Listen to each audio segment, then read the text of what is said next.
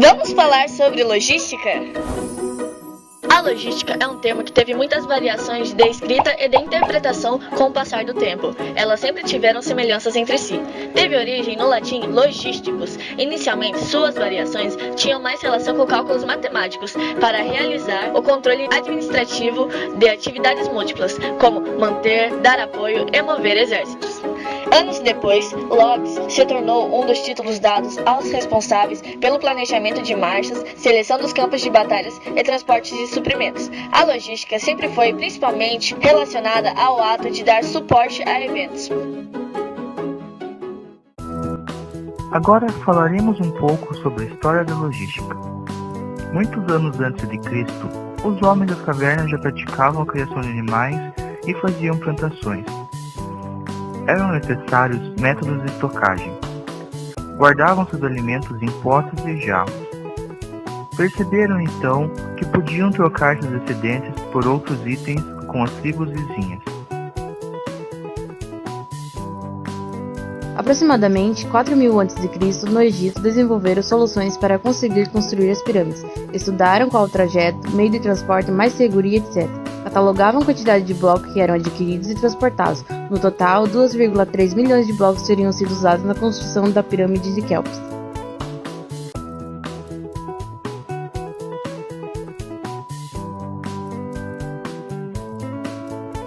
O desenvolvimento da logística teve principal progresso e destaque nas guerras, onde as atividades militares sempre exigiram grandes deslocamentos de recursos como os suprimentos alimentícios, água, armamentos, suporte estratégico e preparativos administrativos, para que as tropas conseguissem se movimentar por longas distâncias e serem vitoriosas.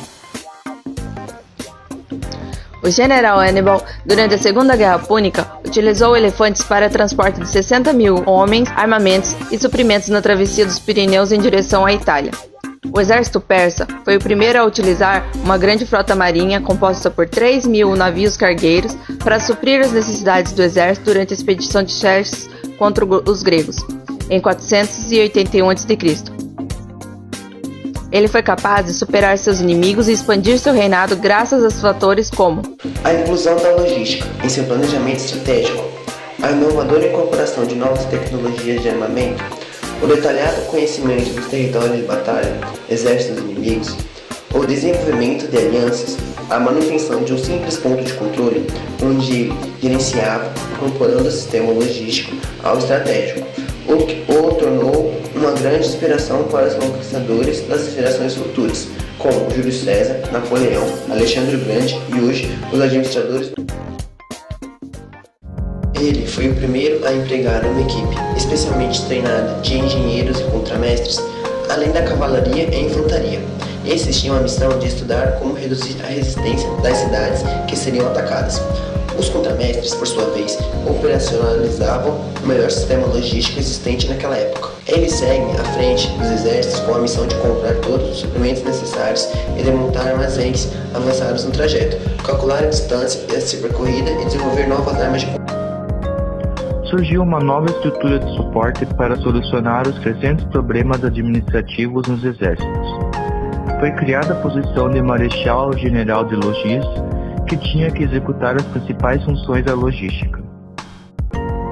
Baseado em experiências vividas em campanhas de guerra ao lado de Napoleão, Jomini escreveu o Sumário da Arte da Guerra. Ele dividiu a arte da guerra em 5 estratégias: grandes táticas, logística, engenharia e táticas menores. Ele definiu a logística como a arte de movimentar exércitos. Inicialmente, a logística era feita apenas com valores agregados à venda e ao processo de fabricação, desde a matéria-prima até o produto acabado. Só então que foi implantado o conceito de satisfação do cliente, que visava diminuir a ineficiência dos estoques para se obter maiores lucros. A logística passou a ser item de pesquisas de grandes universidades nos Estados Unidos. Na década de 60, surgiu a primeira faculdade a ministrar cursos de graduação em logística, devidamente reconhecidos pelo governo americano.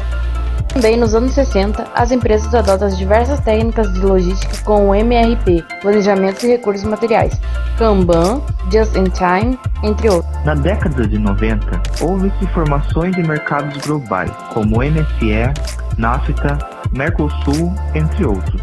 No Brasil, a história da logística é ainda muito recente e podemos destacar os seguintes fatos. No Brasil, a logística só foi introduzida às áreas da indústria após a década de 70. Foi criada a ABAM e a ABMM. Por volta dos anos 80, tem-se a instalação do primeiro operador de logística no Brasil. A partir da década de 90, a logística entrou numa forma estratégica em um acordo entre países para um mercado globalizado. No Brasil, surgiu um aumento na instabilidade econômica e evolução e introdução da informática na logística com o surgimento de sistemas informatizados para melhorar sua eficiência. A logística passa a ser usada pelas grandes, médias e pequenas empresas de todo o mundo, sendo uma ferramenta essencial para o desenvolvimento das mesmas. No século XX, surgiu mais um conceito que foi implantado, a logística do pós-venda. No ano 2000, quando a conscientização global tomou ênfase, surgiu a preocupação das empresas com seus produtos em um estágio de supervisionamento além do pós-venda, surgindo assim a logística reversa. Ainda hoje, a logística vem sofrendo constantes mutações e se adequando às exigências dos clientes e consumidores para atendê-los da forma mais adequada e eficiente possível.